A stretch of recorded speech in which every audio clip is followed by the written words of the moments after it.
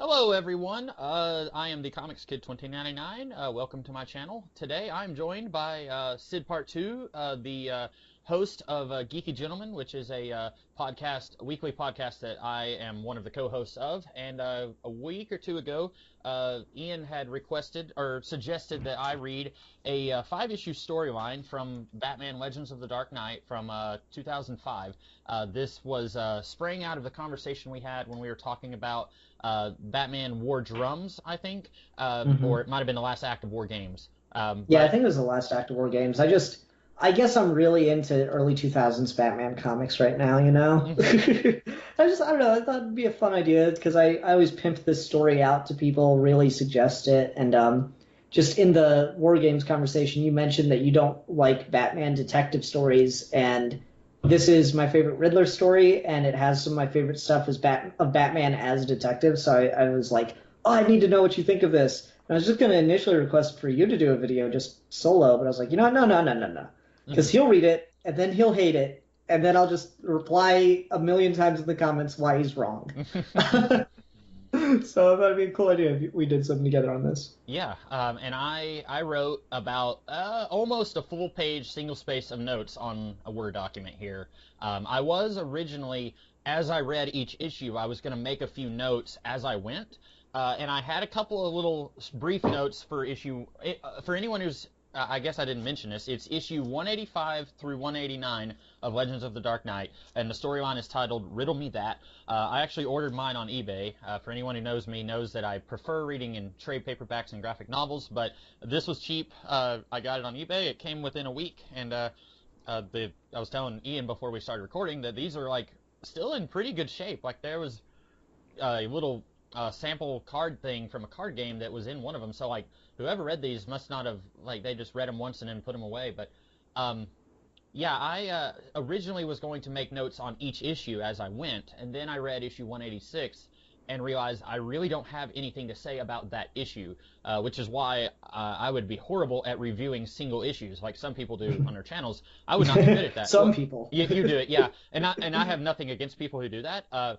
It's just that for me, like, if I read just issue 186, I would literally have nothing to say. Like, it moves the plot along, but there's no reveal or anything worth mentioning in a video by itself. And I would applaud you and anyone else who does do single issue reviews, because I wouldn't be able to do that.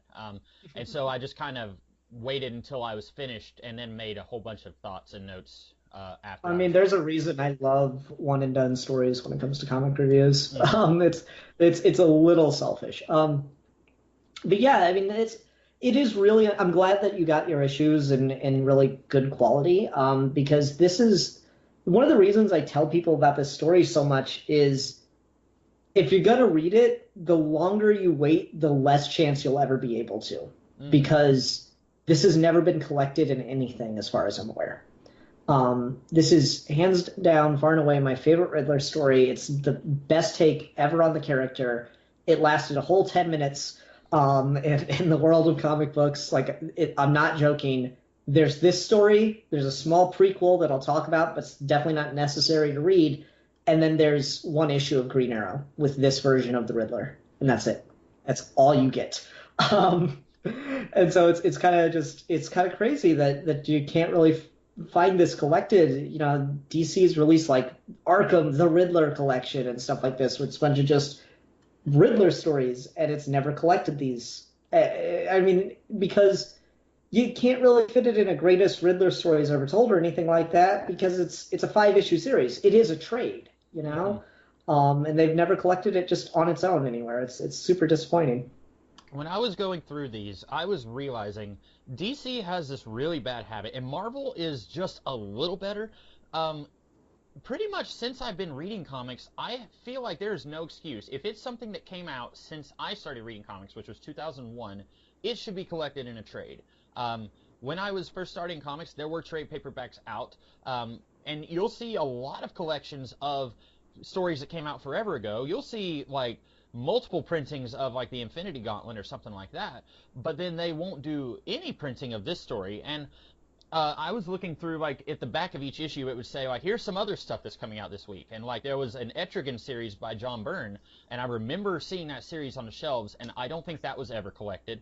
There was a series called Breach, which I think was like a kind of like a Captain Atom series with a brand new character, and that was written by Bob Harris. That was never collected. There were worse stories than this that have been collected. Like Batman Hush Returns has been collected, and Yeah, that's the killer. Do you mind if I kind of like get into the background of what sets this up? yeah, go ahead. Okay, so like this is pretty much on the heels of Batman Hush Returns. In that story, so like Hush is mad at the Riddler for betraying him and not revealing Bruce Wayne's identity to the world or some shit. And so Hush Returns is all about, the Riddler going to the Joker for safety to hide him, and that kind of blowing up in his face, and Hush trying to kill the both of them. And of course, he kills neither of them. And then that's followed by a 3-part story that's a backup to Detective Comics 897, 898, and 899. Or no, 7. The same things I just said, but the 700s, not the 800s, I think, maybe. Yeah, definitely the 700s. So it's 797, 98, 99. There's just these little backups to the issues called Low, and it's written by the same guy that wrote the story arc, Shane McCarthy. It's about the Riddler going to Poison Ivy for the same reason that he went to the Joker for protection. And she's pissed at him for Hush because apparently Hush was like this big plague on the Batman villains, and he was ruining all of their lives collectively. And so for bringing that upon them, Poison Ivy attempts to kill the Riddler. And she just kind of chases him down through her rainforest that she turned Gotham Central Park into, and she's about to murder him until he gets like just an ounce of courage and hits her back. And then she kind of changes her mind and just decides to kind of make fun of him and say how pathetic he is, how he's never truly been one of the Batman villains because he's not really a freak. He's just like one of the pathetic henchmen that just follow around all clingy to all the Batman villains, pretending to be one of them. And they've tolerated him, but Hush is the final straw, and now they're not going to have anything to do with him. And he just says to her, "You're right. I know you're right. Now just do it. Just kill me." And she walks away. And so that kind of leaves him at the low point. And that's kind of where you see him in the flashbacks in this story. That's why in this story he's like homeless and living on the streets. Yeah. I wasn't really sure. And I'm really big about sometimes I'll say like, "Oh, you can't read this story until you go and read that story." A lot of times I think that I'm maybe, and me and whoever else will say that, is kind of exaggerating when they say that. Like, it's not quite as bad as you make it out to be. Like, yes, it's a little confusing why Riddler is a homeless man living in the park, but you can still read this story without reading the one you just talked about. That's one of the things I really like about it is you just assume that he's tried to give up being the Riddler. You don't really need that context. It helps, it informs it. If this were ever to be collected, I'd want Low as part of it, but it's not necessary. Yeah. I really liked the and when you were discussing or describing that, it kind of reminded me of, have you read Catwoman When in Rome? No. Okay, that's one of the Jeff Loeb, Tim Sale books, and it's set during Dark Victory, I think. And slight spoilers for that. It's been a little while since I've read it, but that one also features Riddler betraying Catwoman, and a lot of what you were saying just then kind of reminded me of their dichotomy in When in Rome, where like Catwoman thinks of him as just being really pathetic, and that's kind of how he's able to get the jump on her because she underestimates him consistently. But Poison Ivy's not wrong. Like, outside of, this is maybe one of the only times where Riddler ever wins, here and in Hush, where he finds out Batman's identity. So I feel like this kind of, one of my I don't want to say it's a complaint. I hate it when any story will do this, where you take a loser villain and try to make them awesome, because whoever follows up that story is going to ignore the one that made him awesome. Like I remember. Go ahead. No, it's funny. I'm Like just laughing. um, there's a character, Dr. Light, who fought the Teen Titans back in the 60s, and then he fought them again in the 80s, and then in the 2000s, they revealed that he had tried to rape Sue Divney, the elongated man's wife, and then Zatanna wiped his memories, and so they said that's why the Teen Titans were always able to beat him so easily, because he was a joke. Like, we turned him into a joke. And I was thinking, yeah, except that doesn't work, because in the 80s when he fought them, like, he wasn't a joke. Like, he was kind of a formidable foe for the Titans. And so this isn't exactly like that, but I've seen this before where someone will say, I don't like this character, so I'm just going to rebuild them from the ground up. And then that lasts for, 5 issues. And then they will go right back to how they were portrayed before. And I think the best way, if you're going to do that, the best way would be to do it for a long time. Like, what was the guy's name? Shane McCarthy. Shane McCarthy and is it Tony Castillo? I think. Tommy. Tommy. They should have done like a 2-year run on a Batman comic, and maybe editorial just said no, we don't want that. But they should have done some really long story where Riddler is constantly a recurring threat, and then he would have stuck around in this form a lot longer, I think. Yeah, I guess I could see what you're coming at there. For me, I really like this because it is just a story. I first discovered this story when I was, it was kind of in between that Dark Knight and Dark Knight Rises period where, like, everyone was speculating about who would the villain be, and so, like, this, I was like, okay, the Riddler, that was a really popular one that people were suggesting, and I remember reading on a forum, someone was like, well, like, has he ever had any good stories? And someone said these issues. Mm-hmm. So I went to my store and I found them, I bought them, I read them, and I instantly fell in love with the take. I instantly fell in love with the take before I really had the context of, yeah, the Riddler is kind of a loser. It's really funny that people complain about Hush, and they say the two consistent complaints I hear about Hush that don't make any damn sense are it's incredibly obvious that Thomas Elliot is the villain because they kill him in like issue 2. So it's not incredibly obvious. And then the other one is it's so obvious that the Riddler was behind it the whole time, which is also not true if you've read The Long Halloween and Dark Victory, where Jeff Loeb wrote the Riddler as a fucking joke. Mm-hmm. He's the April Fool's Day issue of Long Halloween and stuff. The character is just has kind of always been a loser in context, or at least for quite a story with the Riddler where he's like, oh yeah, the Joker kills people now. I can't believe we've come to this. Like, there's this context for the Riddler being kind of one of the Batman villains that never really got his full turn, if you want to call it like that. Like, the Joker obviously had a turn, Catwoman, Poison Ivy, all those villains had a turn and got much more darker and serious. And we never quite did it with the Riddler. Like, we've given him more of a dark origin. But it was quite a while before we got anything much darker with the Riddler, because after this, he kind of goes back to his old characterization for a while. He pops up in Infinite Crisis, gets knocked on the head, and that's how he forgets who Batman is. He didn't write it down anywhere. I have read some of the post-Infinite Crisis stuff, and I do like the idea of him trying to be a private investigator, but still mm-hmm. being like a really just mean-spirited and like having a lot of his previous characteristics, but he's just not a bad guy anymore. I kind of mm-hmm. like that, but again, that take didn't last very long. A little longer than this, but I also really like the Neil Gaiman issue that you were mentioning, where he's kind of a gentleman bad guy, and he's complaining about mm-hmm. how awful everyone else is. Yeah, and so like you get these alternating takes, and then as much as I complain about him, Snyder kind of brings the Riddler back and actually makes him a threat with what was 0 Year, and then King from there. Once we get to Rebirth, the whole War of Jokes and Riddles is a commentary on the Riddler to a degree, but is also a much more dark and serious Riddler story, which I really appreciated. Mm-hmm.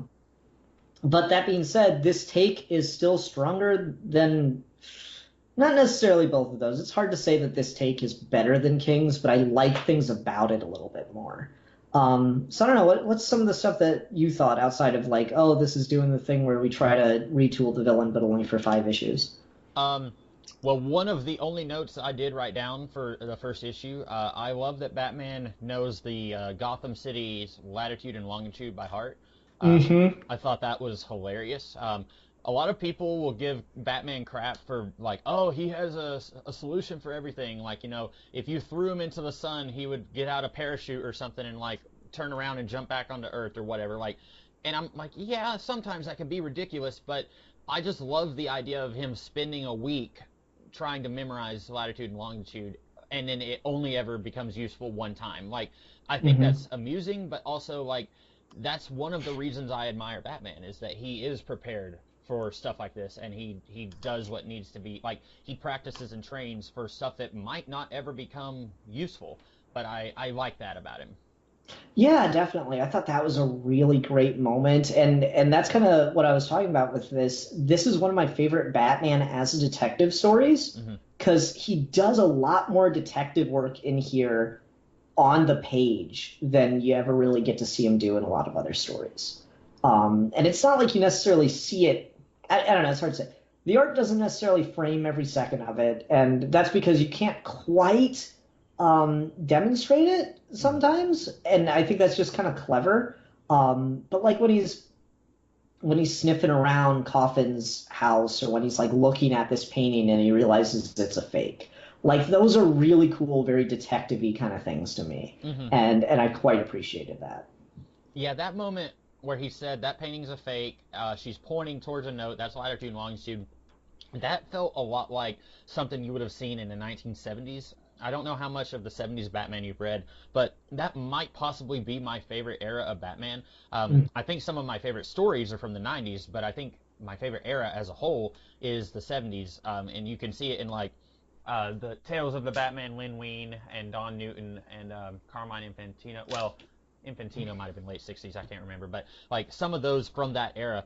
Um, and some of it's weird. Like, there's this vampire woman who spends like, a year flirting with Dick Grayson trying to get at Batman. So some of it's just strange, but that seems like something you would have seen in like a Steve Englehart Batman comic where he points at why that's a fake. And again, it's just something where I imagine Batman spending, a week or two just studying all these paintings. It's kind of like in that episode of Sherlock, the Benedict Cumberbatch Sherlock BBC series, where he realizes why a painting is a fake, and he earlier in the episode he said like there was no reason for him to know how many planets were in the solar system and stuff like that. So it's Mhm. it's interesting imagining Batman training in this way, because a lot of times you think of Batman as physically training, like he'll do 200 push-ups or whatever a night, but then there's also all the mental training you don't see him do a lot on the page. Hmm. Hmm. That's one of my about this, and it's just little stuff like that all over. Like issue two has probably one of my favorite Batman moments ever, where he's talking to the Riddler, and then he just starts like skulking around him, Hmm. and then he just passes through him, and Riddler goes, "Okay, how? What minute little detail did I miss?" And Batman just says, "You had no scent." Hmm. And like that's just such that's so good because yeah, hologram wouldn't, and you wouldn't necessarily think of that. So it's a great like surprise to the audience as you read it, and it's such a cool little moment. And then like I love Riddler's reaction where he's like worth every penny. I just that's so good. That's so on my shit. So I'm glad that stuff worked for you because as I said, you mentioned that you don't like Batman as detective stories that much, and I'm glad that all the detective Batman stuff here is kind of hitting for you. And for anyone who wasn't listening to our Geeky Gentleman War Games talk, which by the way you should, but what I guess what I meant was looking at the trade paperbacks that I have, very few of the stories are detective stories. Most of them Hmm. are just adventure stories or superhero stories, but they're not detective first. And I do like Batman when he does detective work. I just don't see it that often. And you look at like some of my favorite stories, he doesn't hardly ever use the detective angle, or if he does, it's in a Jeff Loeb story that I don't think is very good. So like here, when he does use some of the, and some of it I think is good detective work on his part. Some of it I don't think works as a mystery story, but on the whole, I like Batman's detection. Hmm. Okay. So what else you got for notes? Because I'm really I love this story so much that anytime I talk about it, I tend to gush, but I really do want to hear some of your thoughts on it. Okay, well, the rest of it is either questions slash complaints. And I guess I should, before I get into complaining about something, I try my best to always say positive things also. I did like the art. I think it's very solid artwork. I don't Mhm. know if I've ever seen Castillo's art in anything, and for that matter, I don't know if I've ever read anything by McCarthy. These were He's two. not had a ton of stuff.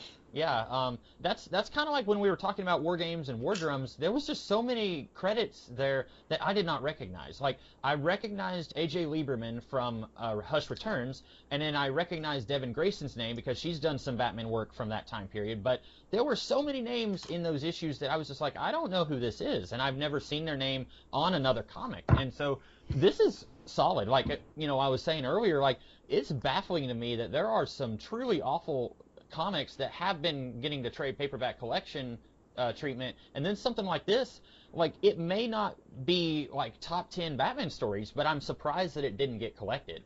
Mhm. Like, for that matter, like, most of Legends of the Dark Knight, I think, is pretty, you could read it out of context. This kind of ties in with some of the stuff that was happening in other Batman books, but a lot of Legends of the Dark Knight is kind of, air quotes, timeless in that you could read it in any point. And so I'm surprised that, other than, like, 5 or 6 of those big storylines from early on, you don't get a lot of Legends of the Dark Knight collected either. Yeah, no, it was meant to be like more of a standalone, and I guess they were just trying to get it to sell in the week. But man, it's a really good series, and yeah, I'm disappointed a lot of this didn't get collected. hmm So, having said that, and also, I mentioned Castillo, the covers, when I first looked at the cover for issue 185, I thought it was Tim Sale, and I was like, well, I don't think so. And then I looked at the credit, it's Sean Phillips, who, uh, if he didn't do, he did something that, so he did a Wildcats run back in the late 90s, I think, and then he did an X-Men run in the early 2000s, which was one of the first issues right off the stands that I bought was a Sean Phillips Uncanny X-Men issue. I think he's a really good artist, but you don't see him a whole lot nowadays. Like, every now and then I'll see him in an older story that I'm reading that came out like within the past 20 years, but I don't see his work a lot on the Insider Comics either. But I like Sean Phillips covers here also. He might be one of those guys who went off to Hollywood to do what do they call them? Storyboards. Maybe, Um, yeah. yeah, I hear that eats up a lot of great comic artists because they can pay more. Oh yeah, Mm. I don't doubt that. Yeah. So I guess getting into my complaints and stuff. Um, let's see. I kind of wrote all this like as I was thinking about it, but my first one that I had was I think I kind of answered my own question, but I was asking when did the Riddler swap the twins? But then I was going back and looking through the issue, and I think I realized that because at first I thought maybe because there's this reporter for anyone who hasn't read the issues. There's this reporter in the first issue that Commissioner Akins, he introduces to Batman and says City Hall wants this woman to do a story on you. Which, by the way, this takes place before War Games, and City Hall is like, Batman, a character that we know exists, we want you to do a story. And then in War Games, like, a big plot point is that, look, Batman exists. You see him on TV. Yep. Yep. Just thought that was It's super fucking inconsistent. yeah. But anyway, so we find out at the end of this that actually Riddler bribed City Council to do this. And then I guess when he bribed them, he said, you're going to want to use this reporter here. And so for the first 2 issues of this arc, it's a woman named Karen, and then she gets kidnapped by Riddler, and she's trapped in this room where water is rising. And then at the very beginning of the 3rd issue, Batman rescues her. And then we find out at the end of this storyline that it's actually her twin that he rescued. At first, I was thinking, okay, the whole time it's been Riddler's not girlfriend, but lackey.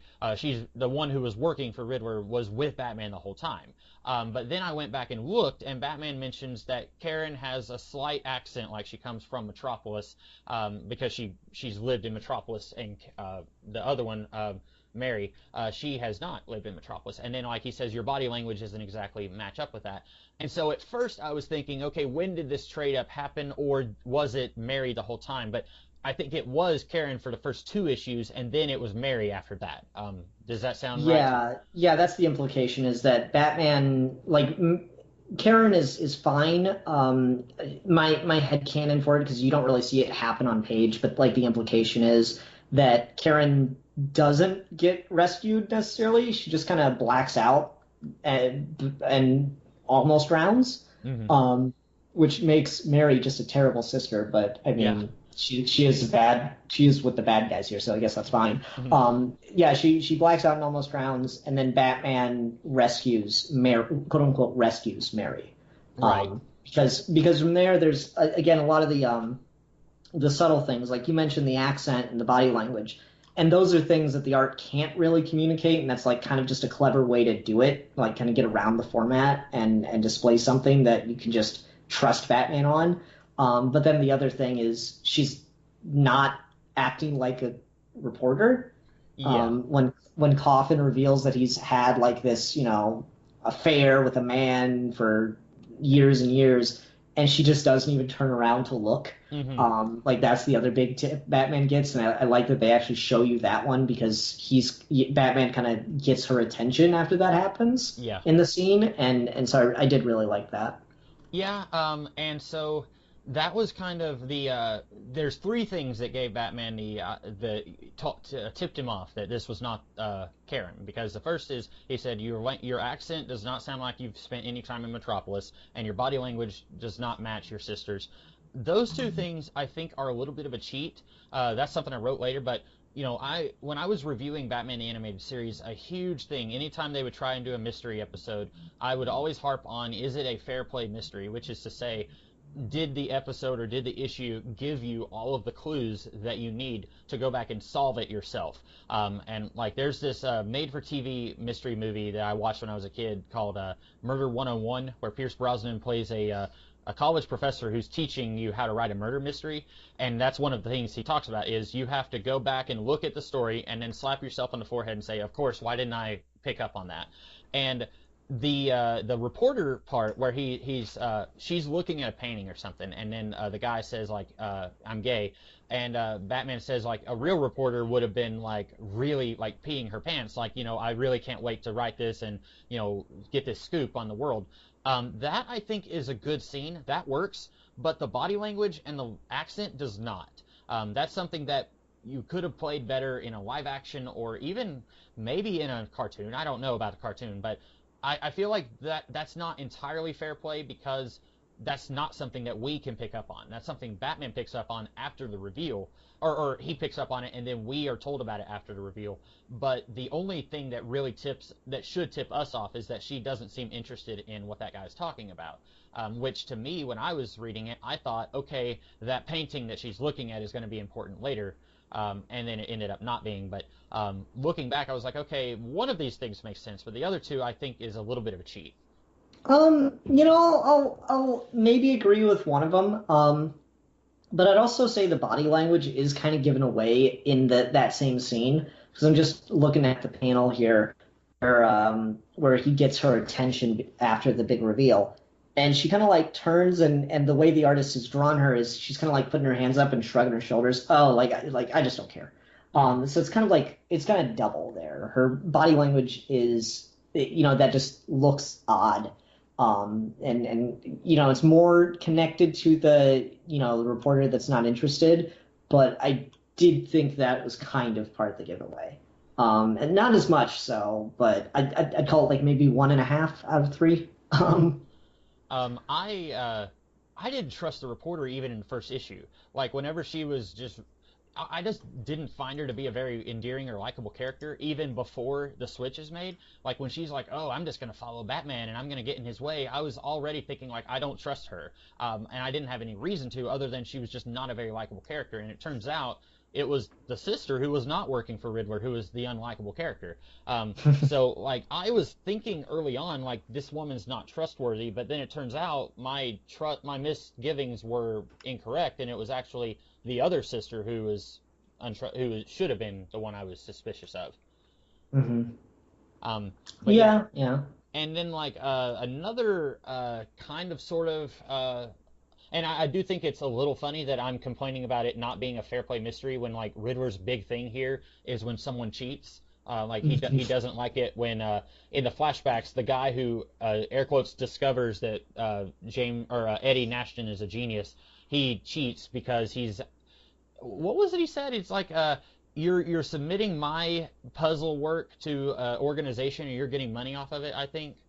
Yeah, basically, like he's kind of like a code breaking expert or something like that, and he hasn't had a breakthrough in a while. He hasn't been, on the cutting edge. He's kind of like a has been for a long time, and then he finds Riddler and sets him up and like has been basically taking credit for his work. Right. And so Riddler's big thing, and I don't know which story it was that had set up the idea that, because I had heard about this before, where Riddler, there was a puzzle competition, and Riddler went in the night before and practiced on the puzzle before anyone else could see it, so that he would win the competition. I think it's like an issue of like Secret Origins kind of thing, one of those issues or something. I had heard about that, and then in this, the guy is saying like, no, you don't understand. There's no way you could have cheated at that. And I was thinking, yeah, there is. He could have done exactly what that issue said. He could have gone in the night before and practiced on the puzzle. But I do like the idea that Riddler, was physically abused and was basically his dad forced him into believing that he wasn't special, and then that's a reason why he's not as good of a villain as he wants to be. I like that idea. I don't think it entirely makes sense with previous Riddler origins, but I think it's a neat idea. Well, like the idea of a test you can't cheat on it is a thing. Like that is, kind of the purpose of an IQ test, where there's no practicing for it. It's like, I'm trying to remember one of them. So like someone will hold up two pictures and they'll be at a glance the same, but then if you really focus on all the details, there'll be slight differences. Like, oh, this guy doesn't have a shadow in this one, and this one he's got a ring on, the other one he doesn't. Yeah. And sure, you could cheat at that by like, studying the differences and all that stuff, but they won't always use the same picture. You have no way of knowing which pictures you'll be shown, kind of thing. So the idea is it's supposed to be how quickly can you spot how many differences. And so that's like one of those kinds of tests. For me, I really have never liked that Riddler origin, because it reeks of like one of the things that drives me really generally crazy with comic book villains in particular, and mostly villains, sometimes it can work, but often I hate it more often than I like it, is villains who are not buying what they are selling. I don't like Joker stories where he's not actually crazy, he just pretends to be. I don't like Riddler stories where he doesn't actually have an answer for the riddle. I don't like Mr. Freeze story, or the kind of story I'm talking about. Yeah. I don't like it when the character isn't buying what they're selling, and I always really it irked me when the idea of the Riddler as a kid breaking in and cheating at a puzzle so he could quote unquote prove he's good at it. That it doesn't establish his gimmick, it just makes his gimmick not make any damn sense in my head. So using that, and it is undeniably a really typical like supervillain origin. Oh, he was abused as a child. But using it really particularly tying it into this obsession with like riddles and puzzles and stuff really does work for me. I do agree with you. I quite like that inversion on the origin. Mm-hmm. Yeah. I liked. I guess I don't know how much of it was actually in that issue, because I may have read that issue. I don't remember, because I have an old trade that came out like when Batman Forever came out. That's like a small collection of Two-Face and Riddler stories, and I know that's where the Neil Gaiman issue's reprinted, but I might have read that one about him cheating on the puzzle. But what I liked about that idea was that forces him to try and be smarter. and then like it kind of informs his relationship with Batman, where no matter how smart Riddler actually is, that Batman is always smarter, and then that forces Riddler to try and always up his game. It may not necessarily work like all the time, but I thought that was kind of the implication. Mm-hmm. Mm-hmm. But the the other unfair thing that I feel like it cheated a little bit was it's in the final issue. So we see these flashbacks, which, by the way, for the first issue and maybe even the second issue, I didn't even know these were flashbacks. I thought, okay, we're going to have some really weird thing where this guy with the beard saying he's Eddie Nashton is actually some other dude. And then, like, Riddler is over here doing this thing. And then around the third issue of this arc, they start making it a little bit more clear. Like, they change the shape of the panels. And, like, the outline of these panels is a little different than what's going on in the present day with Batman.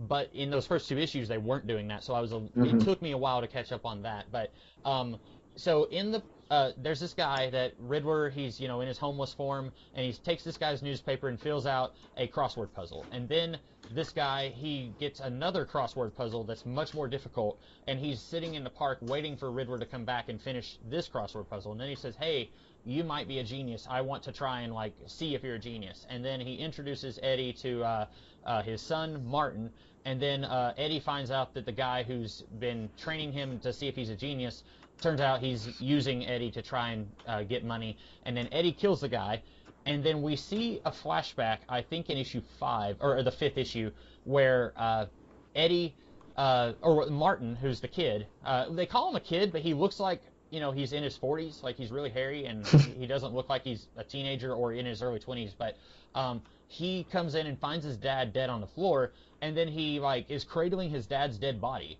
and he's alone in the room. And then later we get the haha twist moment where Martin was actually working with Edward, and he was a plant sent to send Batman on the right trail that Edward wanted him to go on. Because that was one of the things when we were reading the issues and Martin says, "Hey, I know where this reporter woman is. I can help you find her." I was thinking, okay, this is going to be extremely sloppy, because like if this like Batman needs some rando on the street to help him find this woman, and Batman has to find the woman for Riddler's plans to happen. So like Riddler's plans were riding on a huge coincidence, and turns out no, Riddler sent him to do that.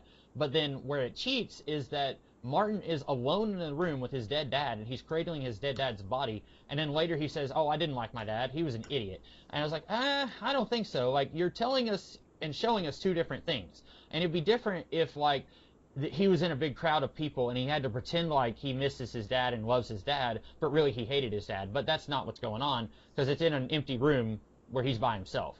And I guess they're trying to say, like, Martin is a complex individual. He kind of loves his dad, but also we see that his dad was putting him down, like, really being rude, saying, like, "Oh, Martin is not smart like you, Eddie. You need to be more like Eddie, Martin." Like, yeah, it's clear that Martin had a rough upbringing, but then he does seem to be sad when he sees his dad die. And then it's like, well, I'm going to go work for the guy who killed my dad. And it seemed like a little bit of a cheat. Yeah, I guess I could see that. It really helps that you can kind of interpret the scene a couple different ways if you want to. I feel like you're right. It definitely feels like the scene where Martin's, and to be fair, it's one page. The scene where Martin finds his dad it's one page. There's no dialogue except for the word dad, and he cradles his dad's body and then finds a picture of the Riddler, and then we get like menacing eyes.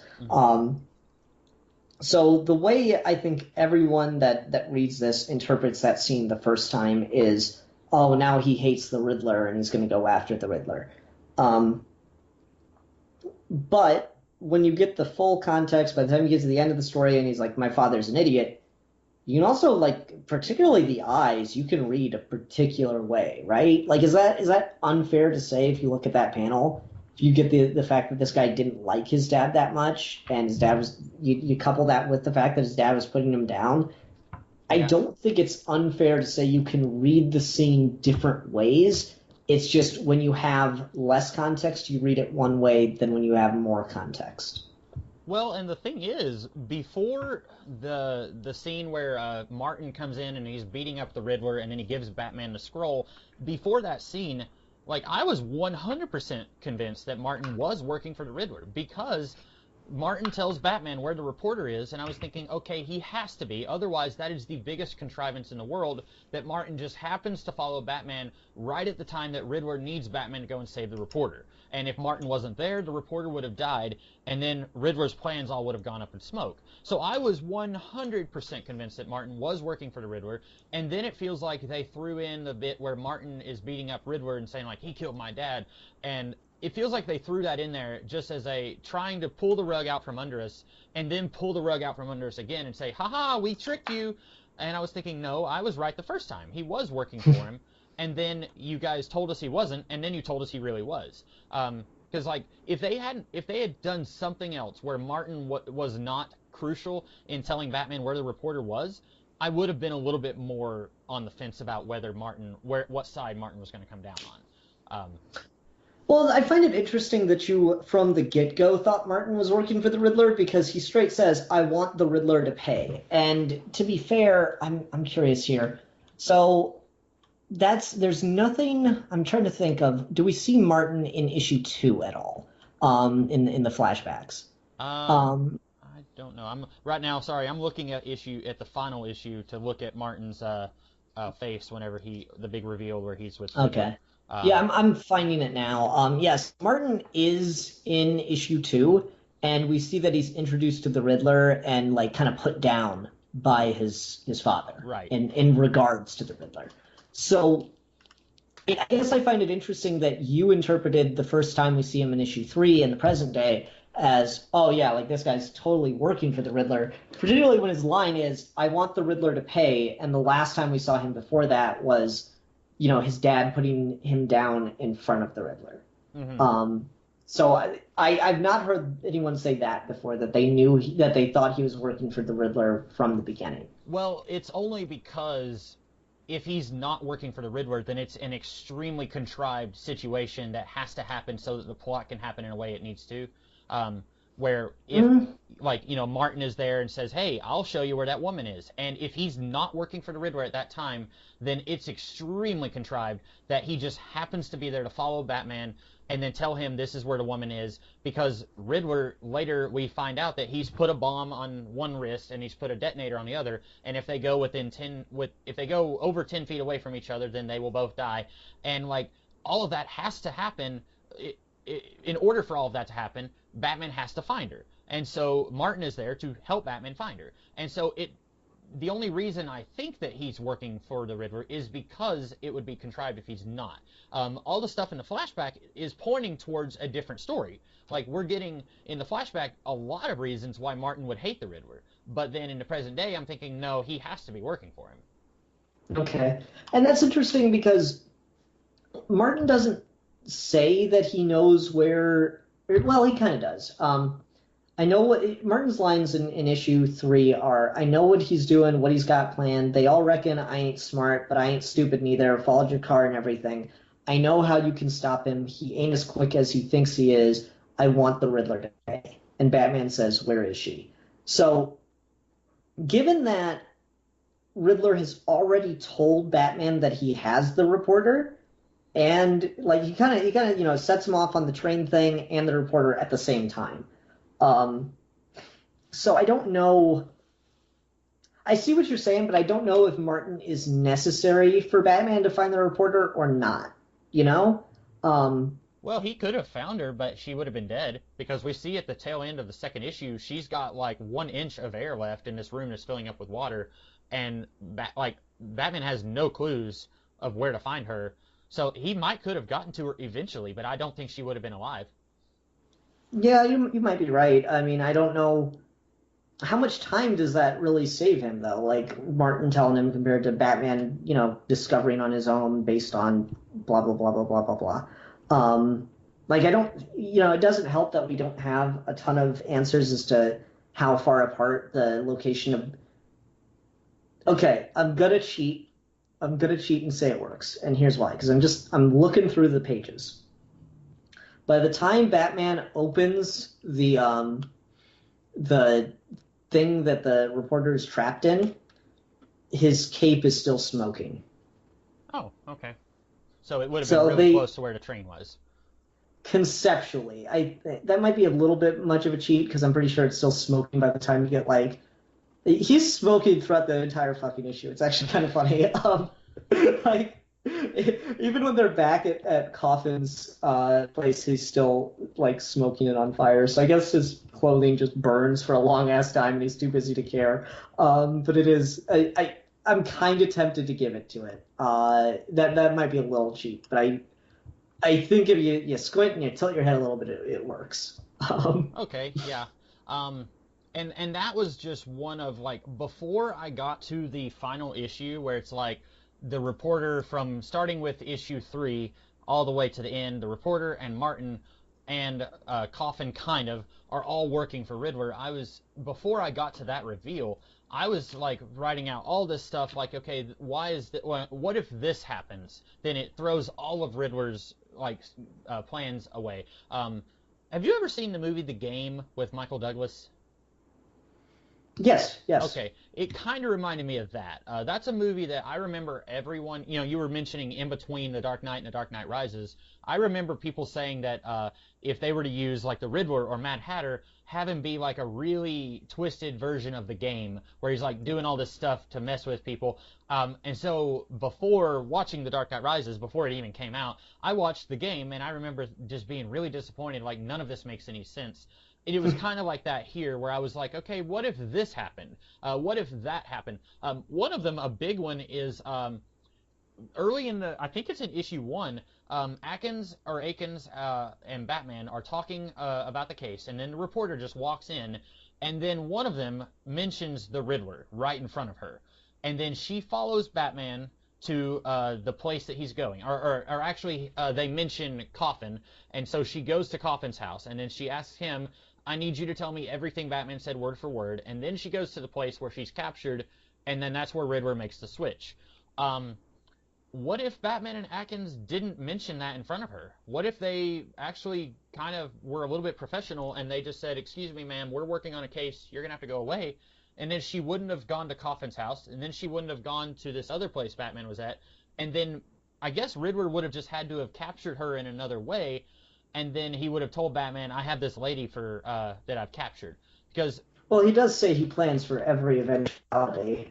that's true. Yeah, it just seems like Riddler is banking on Batman and the Commissioner mentioning Riddler in front of her, which wouldn't make any sense. Like, for all he knows, they're not going to do that. And I guess if they didn't do that, he would have just kidnapped her and said, I've got a woman that I've kidnapped. But then Batman would probably ask, why did you kidnap this woman?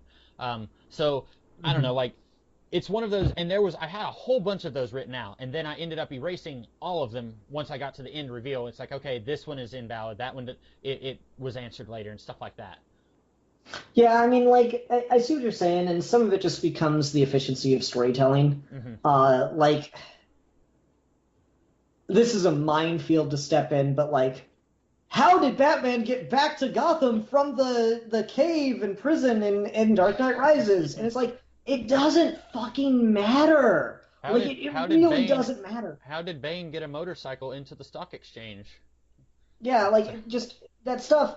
Yes, technically it's not like explained, but that doesn't mean that it's actually important. Right. Because if you apply too much of like, what if this happened differently to any story, you kind of break it. Like, no one has any major plot complaints that I've heard about, the Punisher from 2004. But like, one of the big plot points of that movie is he uses a fire hydrant to make sure that no one parks in this specific place so he can steal a car. And I'm just like, where the fuck do you get a fire hydrant from?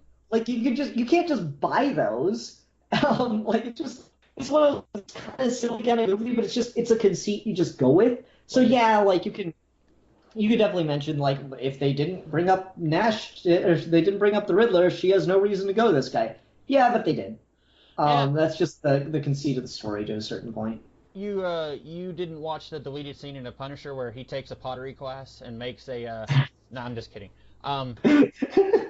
I agree. I would love to see Thomas Jane in a pottery class. Just like with this mean scowl on his face, and he just like puts it on the wheel, and he's like got an apron on and everything, but he's still got his Punisher face. That'd be awesome. He's like, he comes into the fucking class, and the teacher's like, "Hey, what do you want to learn to do here?" "I need to make a fire hydrant." Well, that sounds kind of complicated. Why don't we start you off with something a little simpler, like an ashtray? "No, fire hydrant now." Yeah. Or maybe you went to like a really upscale pet store. I don't know. That's what the Thomas Jane Punisher fan film should have been about. The origin of the fire hydrant. And you're right, like, a lot of those, and I will nitpick the crap out of stuff all the time, but then I like to try and focus on the important stuff, like, the Bane riding a motorcycle out of the stock exchange, it's there because it's a really cool action shot, but it doesn't make any sense, but, like, that's not going to be in my top 10 things to discuss when I'm reviewing that movie, but for me, in a case like this, where everything hinges on Riddler being this super brilliant like mastermind, and then everything hinges on this thing that is completely out of his control. That's why I would bring it up, because like, and there's another one I have that's equally silly, and it's even more of a nitpick. But after Batman gets Riddler's spy out of the water tank, he starts to walk away, and she says, "Aren't you going to help me up?" And then when he helps her up, then their two wrist devices sync up, and we get a hologram of Riddler saying like, if you go more than 10 feet apart, one of you is going to blow up. And so, like, my thought was, okay, what if Batman was just a jerk like he was in War Games? What if he just walked away when she said that? Or what if he pulled the thing he does with Commissioner Gordon where he just walks away in the middle of a sentence and she, like, looked up and he wasn't there, and then, like, oh, we're going to have to find some other way to get these wrist devices synced up. Yeah, no, I mean, you could definitely call that one. That one is, I'll say, is a little smaller because she's clearly got a mission to get him activated or whatever. Yeah. She could have easily just gotten up herself and said, "Wait," and like touched him on the shoulder or something. Yeah, yeah, and that that one I agree is a very nitpicky one. But I do think like Batman has to mention the Riddler in order for everything to get kicked off, and maybe he could have found a way, but I still think like I don't know. I mean, it's not something I'd considered before. So I guess you're on to something there. I don't know how much I'd dwell on that one in particular, but you do have a point. The story would play out differently if not for that. Yeah.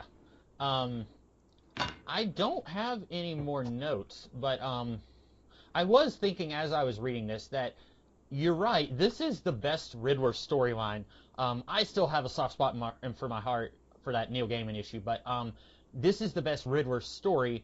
And this is going to sound like I'm dissing the story, but I don't think it's because of this story. I think it's because there just aren't that many Riddler stories out there. Like, especially if you're like me and you're just limited to the trades, like there's Long Halloween and Hush, which are not Riddler stories. They're stories that Riddler appears in.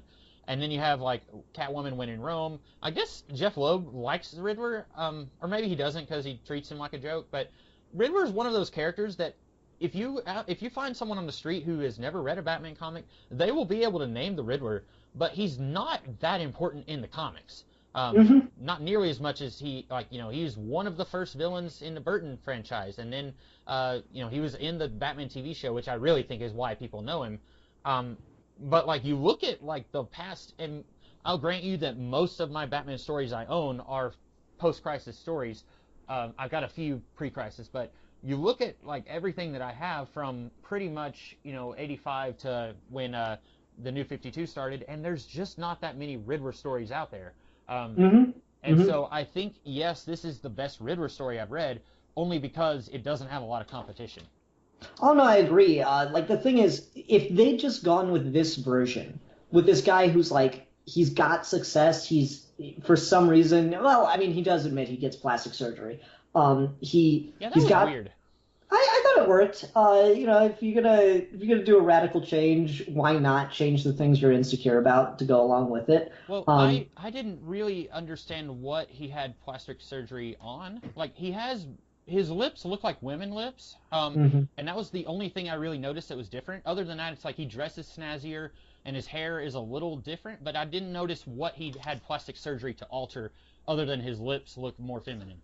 If you look at his face in the flashbacks, I think he looks quite different. Admittedly, he's got the beard in the flashback, so that changes things. But like I think he's got a bigger nose in the flashbacks. I think he's got just a more like worn looking face. I think they show like kind of like frown and frown lines in his eyes. I think that's what you call those. Whereas in the present day, he looks a lot sleeker. He looks, kind of more like a pretty boy. So like I kind of like the idea though that they went with here. Like he doesn't need money. He doesn't rob banks. He takes things for the fun of it. Like this Riddler to me, this take on him is almost like a Bond villain, where he's doing it because he likes it. I think that changes so much of the dynamic of the character, and really you take that, you have the like he can actually get the girl kind of thing, and he can do the smooth pickup artist kind of thing. Like it's maybe a little too much of a bunch of different things, but it is really trying to make the Riddler cool, and I can't help but say it succeeds. You mentioned there aren't a lot of great Riddler stories. Dude, if I were to try to do a top 10 Riddler stories, it has to be this, War of Jokes and Riddles, probably going to have to throw in Zero Year, which me as a Scott Snyder fan, those two things aren't connected. And then I'm going to have to start pulling from TV episodes. Yeah. Like I'm going to have to put 2 episodes of The Batman on that list. Because of how far and few between Riddler stories you get in the world that are actually of any good quality. It's crazy that like you've got this super like I feel it's fair to say that the Riddler is an A-list Batman villain, and yet there's almost nothing out there for him. Yeah. And I think it's really just because he's a hard character to write. Yes. I want to say I mentioned this when we were talking about the War Game stuff. In Batman the Animated Series, they did like maybe 2 episodes of him before they became the New Batman Adventures, and the reason they didn't do more is because they realized it's really hard to write Riddler stories because you have to come up with riddles that aren't completely stupid, like a sparrow with a machine gun from the 60s Batman. And also, it has to be something that the world's greatest detective can be challenged by. And if you, as a comic book writer, you're obviously not the world's greatest detective, so it's going to be something that you in your mind is going to come up with. So it is hard. Like, I'm not saying that it's easy and this is something simple that they could fix. Like, it'd be tricky to make Riddler work as an ongoing character who shows up a lot. No, absolutely. And so, like, I think the solution a lot of people have done is to make him more just about like general puzzles and queries and stuff like that. But you gotta have some riddles in it. And there's, as much as I like this story, one of my complaints about it is he only does a couple riddles, like actual, say the riddle out loud. There's a lot of like clues and hint dropping here and there, but there's not a lot of like actual riddles. Yeah. That being said, I still thought it does enough that it actually feels like him. What I tend to like with Riddler stories is there's a riddle where you think you solved it, but that's not really the answer.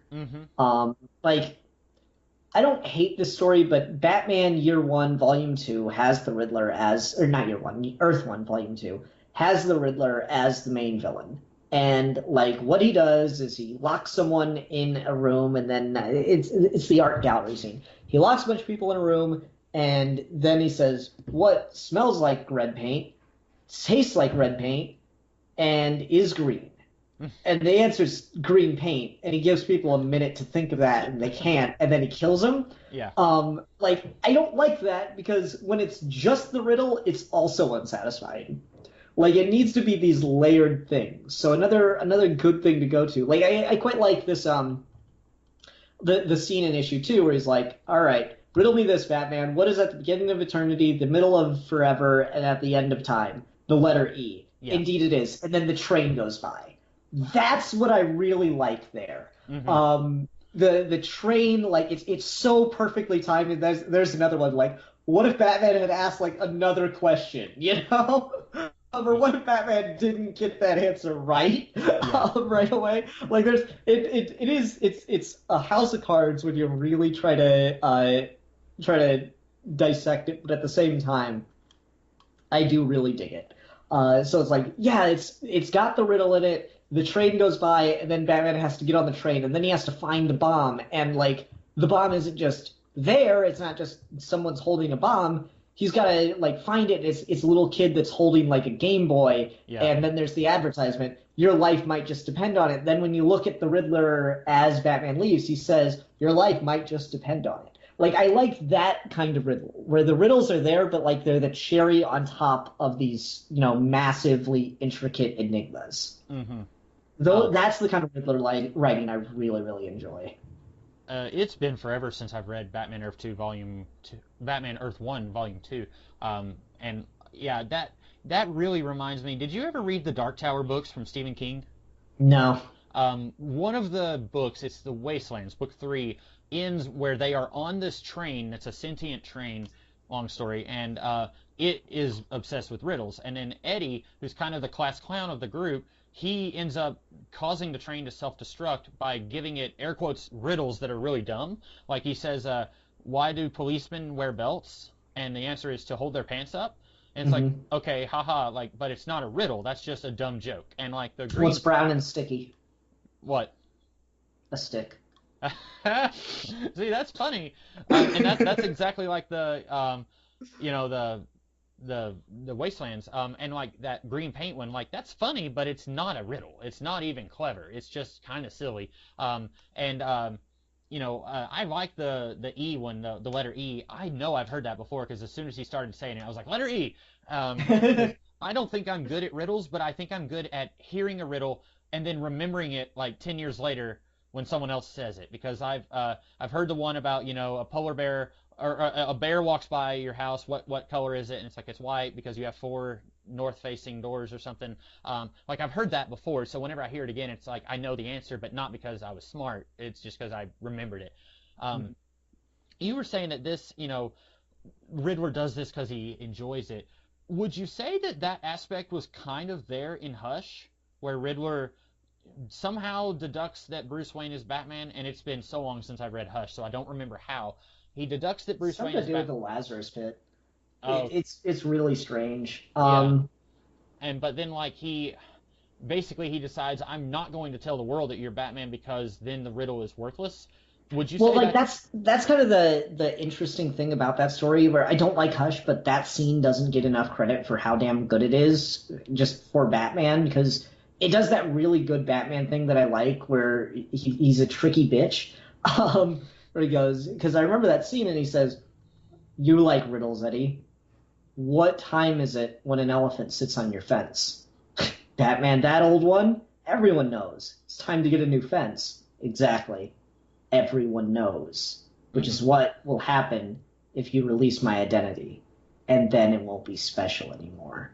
And I'm just like, I always love that moment. So the idea of the Riddler's in it for the fun, yeah, it's definitely there in Hush, and it's been done here and there, but I feel like this just handles it the best, where he straight up says, "No, I'm doing this because I enjoy it. It's a worthless old scroll that some dead Greek scribbled all over. I don't care about the scroll. I'm not going to sell it. This is just to prove a point." Like I really dig that. It makes him so much more intriguing as a villain, I feel, than if he's, the typical, "Oh, I'm robbing a bank because money," or whatever. It feels like a real motivation. Yeah. I do, I like that. I agree with you. I wish there were more riddles in this, because the one at the beginning that's basically points him in the direction of Tiger Coffin, I thought that one was really good. And I wouldn't have known the answer to that, probably because, Tiger Coffin is a fictional character, but I like it whenever Batman is able to say, like, "Oh yeah, it's this, this, and that." And when you were talking about, like, that's the answer, but then it ends up being something else, I know I've read stories like that before, and I just can't remember any of them off the top of my head. Yeah, it's one of those things where, like, obviously Coffin, and then Coffin is a fictional character. I'm tempted to say that might not be giving it quite enough credit. I'd have to look through the panels a little more closely, but I'm just trying to, there's a lot of billboards and stuff in the beginning of this issue. Like, a lot of them. There's graffiti and billboards and everything. it might not be, but there's a chance that it says coffin somewhere there. Um, like I'm just looking through trying to see if I see it anywhere, and I don't. But like that kind of thing, I like that connection. I like that stuff quite a bit. I know I saw in the first issue when he sees the box and it has a letter from Riddler, and then in the background there's this gigantic billboard that takes up like a third of the page. It's the Game Boy ad, so I knew that was going to come up because originally it looked like that billboard was coming out of a box that Riddler had left, and I was looking at it really hard, and then I was like, oh no, that's just behind it. And so then when I saw it again, I thought that's got to be important in this story, and then it was in issue 2, and then we didn't see that anymore. So I may have to go back and reread it and just look at the background and stuff to see if there's anything like that.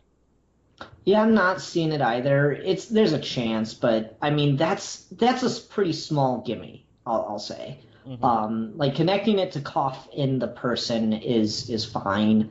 Especially because that's just kind of the impetus to get us going. Yeah. That's not a complaint that I have. Like I like the riddle, and so I was fine with that being one that I could not solve because, like, you know, the actual riddle was the maker doesn't want it, the buyer doesn't use it, the user doesn't see it. It's a coffin. I liked that. I thought that was really clever. And then it leads to the guy whose name is Coffin but spelled differently.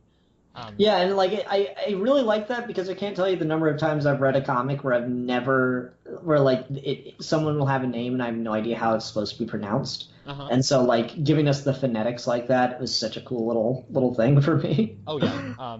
X-Men, like there's so much stuff where I grew up mispronouncing it, and then I would hear other people pronounce it differently on the internet, and I'm thinking, oh, I guess I'm wrong. Like the character Jamie Madrox, I used to pronounce that Jamie Madrox, and then it's like, nope. And then like the island Genosha, I used to pronounce it with a hard G, and then everyone was like, no, you're wrong. So yeah, that's definitely me. Yeah, it's cool. I'm trying to remember the quote. And never make fun of a man for pronouncing a word incorrectly. It means he learned it by reading. Oh yeah. And that was Mark Twain. Yeah, it's just cool stuff. Little cool things here and there. So I guess I gotta ask, how did you feel about the ending by giving Riddler a win here? I was okay with it. There at the in that last issue when it was like Riddler is like, haha, I've got you, and then Batman's like, actually, I've got you, and there was about 5 of those back and forth.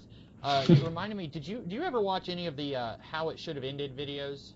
When they did the one for the Robert Downey Jr. Sherlock Holmes Game of Shadows, where like both Holmes and Moriarty are going back and forth. It's like, well, I anticipated that you were going to have an inflatable balloon in your jacket, so I replaced it with a sack of beans. And they're like, ha ha, good show, boy, sack of beans. And it kind of reminded me of that. But then I think I like it that he gets a win because, like, it's relatively harmless on a scale of other villains that Batman fights. Like, you don't want Joker to have a win. You don't want a crazy murderer to have a victory. Or, like, you know, Catwoman, it's okay if she steals something. Like, no one gets hurt. Like, you don't want to promote theft, but as long as no one gets hurt, then it's okay if she manages to get away with something. And in this case, like, I guess no one died. I'm trying to think if anyone actually died in this story. I mean, some mercenaries got the shit kicked out of them. Yeah. And Riddler almost blew up a train.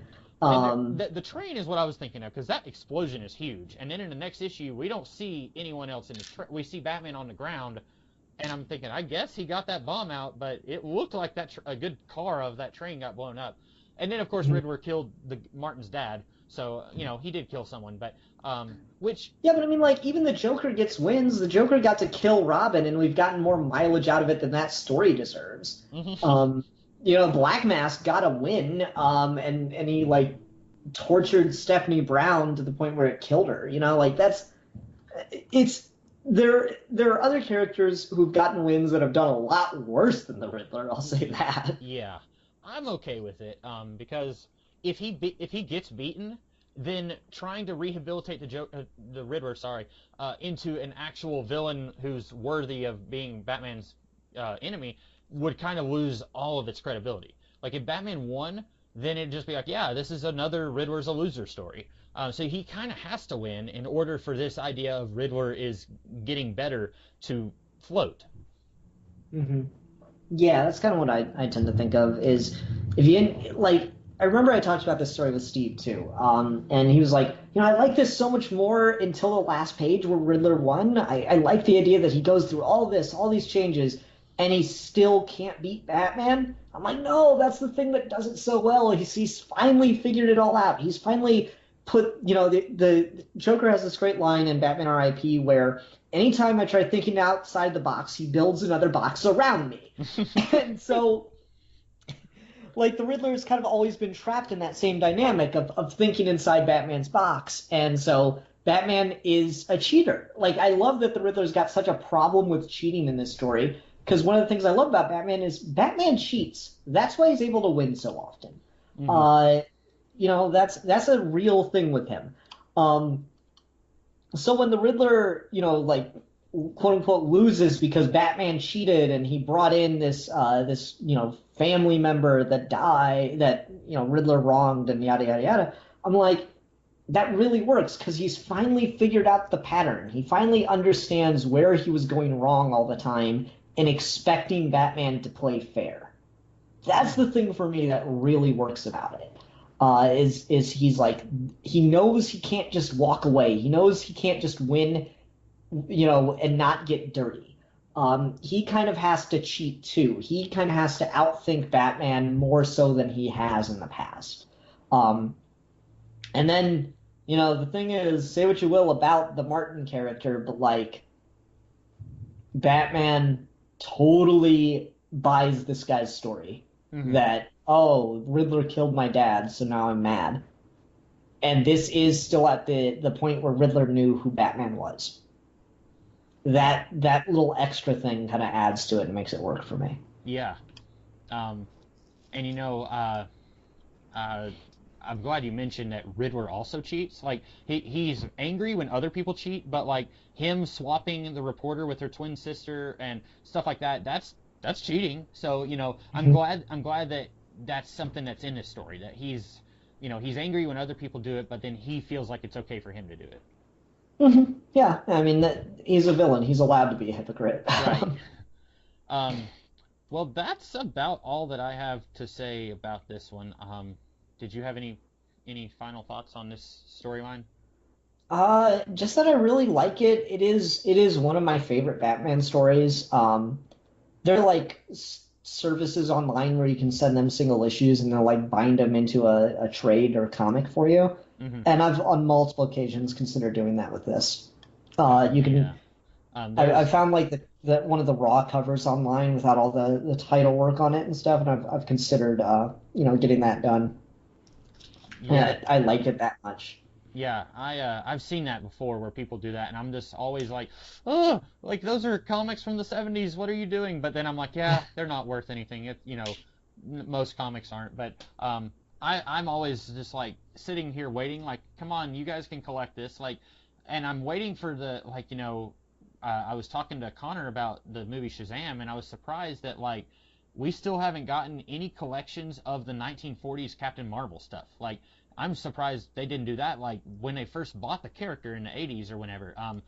That's something that DC and Marvel's bad about it too. Like, there's significant portions of, like, the X-Men run from the 90s that have not been collected, but pretty much every X-Men story since 2001 has been collected. So, like, I can't point to as many Marvel stories that have come out since I've been reading that have not been collected in trade. But with DC, especially reading these issues and then, like, looking at, this is also coming out this week, like, there was a Scott McCloud Superman comic that looks like it was just a one-shot, and I was looking at that like, that looks really good. It's got an Alex Ross cover. Like, Scott McCloud is a writer that I think gets Superman. He wrote some of the Superman Adventures comics from the 90s, so I was like, why haven't we collected that? Like, there's a lot of stuff that DC still has that they could collect that I'm kind of surprised they haven't.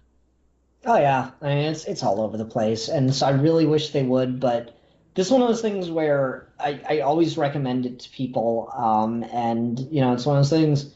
You said you paid $10 for it. I probably paid $8. I know that's not much, but in like roughly 10 years, but still, that's just what's going to happen if someone goes out and buys these issues.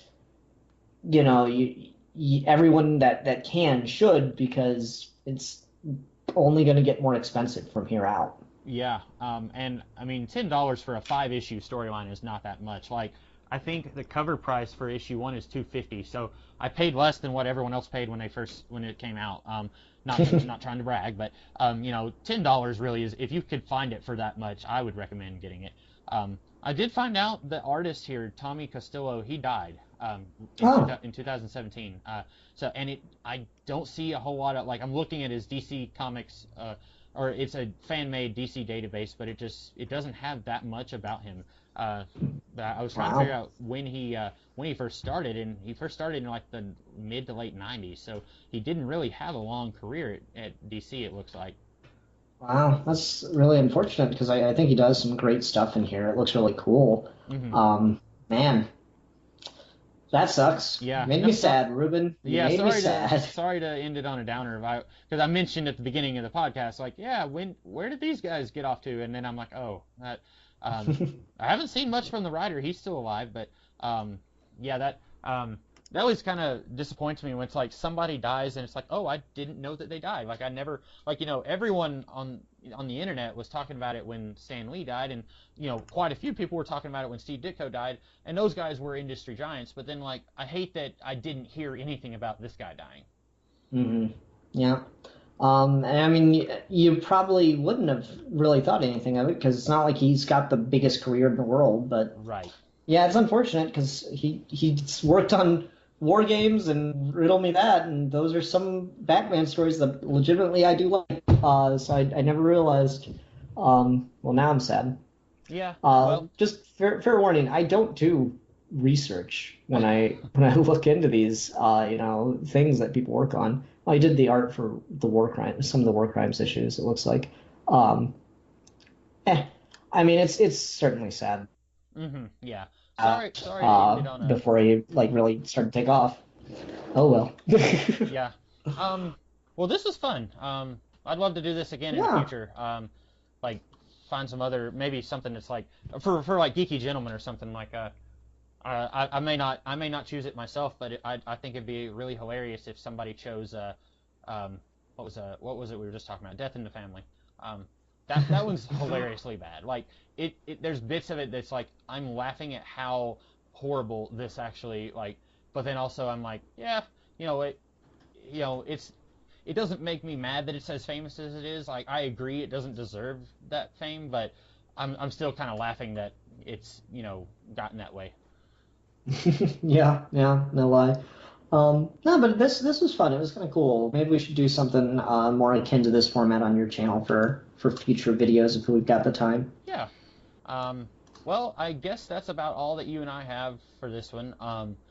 So with that being said, we'll probably do something in the future. Well, we'll definitely be doing something on Ian's channel, and then we might probably do something again. It just like if it's something that's not been collected, I would have to just see if I could find it pretty easily. Like this happened, Hmm. I don't remember if we were recording, but I just bought it as we were talking that one night. So uh, Hmm. yeah. Well, that's about all that I have, and is that all you have? Yeah, yeah. Thanks for doing this, Ruben. It was fun. All right, we'll be logging out then. Hope you guys enjoyed the video, and we will see you in the future. Have a good one. Bye.